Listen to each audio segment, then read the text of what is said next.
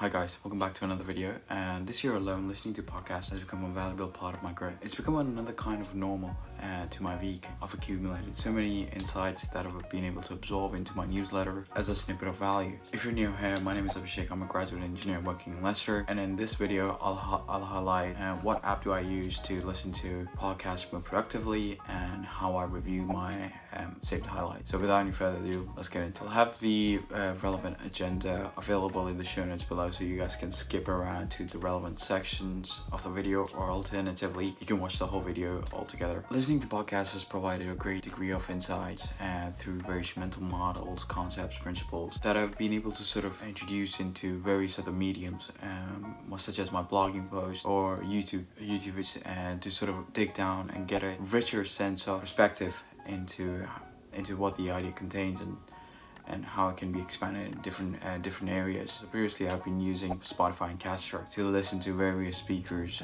such as Tim Ferriss, Derek Sivers, Shane Parrish, just to name the few. My conventional method of listening to a podcast was pretty much defaulted to pause, write notes, and then play, which wasn't bad, but it wasn't productive. So in the midst of this year, I came across an app called Air, which has completely changed my outlook on how I listen to a podcast in a much productive manner.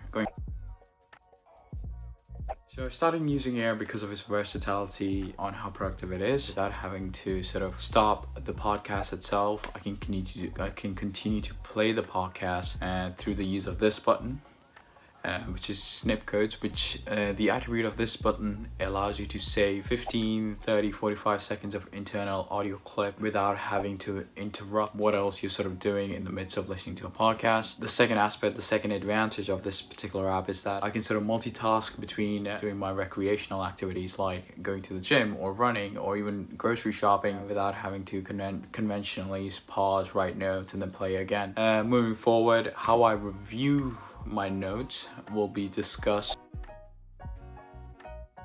How I review my audio saved clips. Now again, there's two methods of doing this, and the conventional method is, again, as I stated before, which is to pause, write your notes, and play again, which isn't productive, but it was very much a defaulted way that I practiced last year. Coming across Air, I became a lot more accustomed to sort of saving my clips, and I can sort of proceed to sort of sync those saved audio clips with an application called Readwise.io, which allows you to sort of import the saved codes into your personal note-taking hub like Notion or Roam. This gives you an advantage. You are sort of saving time in writing down key insights from a podcast, and you're able to sort of categorize your notes in a particular manner based on how you sort of direct your notes in these personal note-taking hubs. I think the advantage of having it imported into your personal note-taking hub allows you to reflect, and by sort of categorizing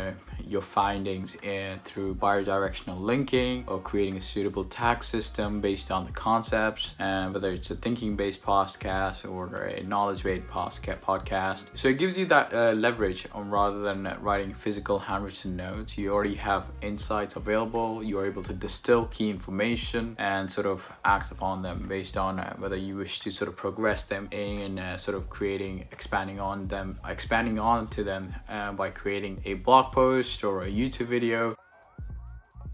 So I hope you enjoyed this video. Please consider subscribing, liking, and sharing this video. I'm relatively new to this whole idea of editing, so please leave a review or a comment in sort of giving me any sort of feedback that what I can do to improve upon my editing skill. And I hope you folks have an awesome time, an awesome day ahead, and I'll catch you in the next video.